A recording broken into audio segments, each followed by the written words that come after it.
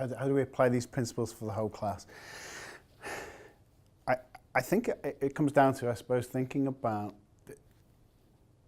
the purpose of education and learning in its wider sense. And I think in the past we have thought about learning just as being this imparting of knowledge and the cognitive side. More recently, we started to look at what are those components, what are those things that lead to success in life. Not just academic success, but being a good citizen, being able to have good relationships, playing a part in the community, etc. And the term that's been used is flourishing. Education that leads to flourishing, or positive education that leads to academic success but good well-being.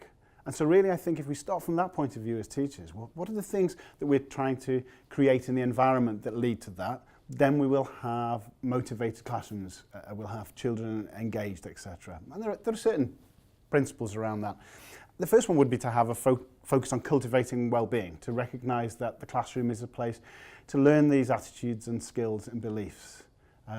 What we know is all of these are teachable and learnable. And that if you look at employers or other people saying what are the skills we need for life, it's these skills that we've been talking about today. As well as academic success, it's that. It's about developing empathy, it's about developing optimism, lots of the things that we've mentioned. So I think it's cultivating that well-being as an aim as a teacher. If we have that in mind, then we'll create those environments. It's moving away from just trying to develop self-esteem to developing self-confidence and self-efficacy. And what that means is the child being aware of their own strengths and competencies. Having a classroom where people are able to do that, where they're able to take some control of their own learning. So looking at self-efficacy is that real belief that through your own efforts you're going to move forward. We talked a little bit about how to use children's curiosity and creativity. Children inherently wonder about the world. They want to know things, they want to ask things. So how do we create that in the classroom? We do it through having novel tasks, through having interesting tasks, through using lots of exciting ways of introducing activities, through using different media. But we also do it through making sure that their love of learning is enhanced, and they're not operating from a fear of failure, from a fear of rejection. So we have to have a classroom that's a safe place, where any suggestions and thoughts are not ridiculed, where we have open-ended tasks, where we link them into the real world, where we take them outside, we link them into things that are important to them, like the environment, etc., or to terrorism, or to politics, or whatever it is that's interesting for them, making it real for their world.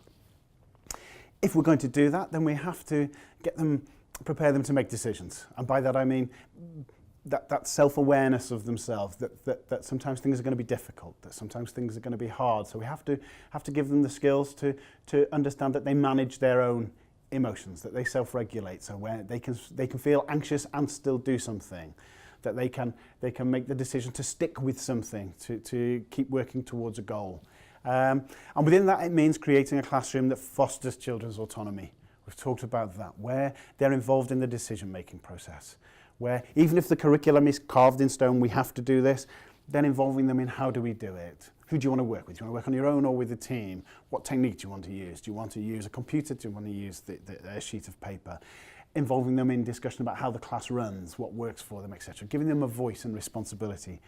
And so I suppose the final part of that would be we have to encourage a classroom in which collaborative learning takes place, in which people are able to bring their own knowledge and life assets and experiences to bear to help with the learning, to share those within the classroom on projects, on curriculum, on social skills, whichever area that may be, but a much more use of that, because that's where they will really develop those skills. And the more we do those things, the less likely that children are to be demotivated, the less likely they are to misbehave, etc., because they'll be engaged and in flow. So it's really about developing a classroom that does those things.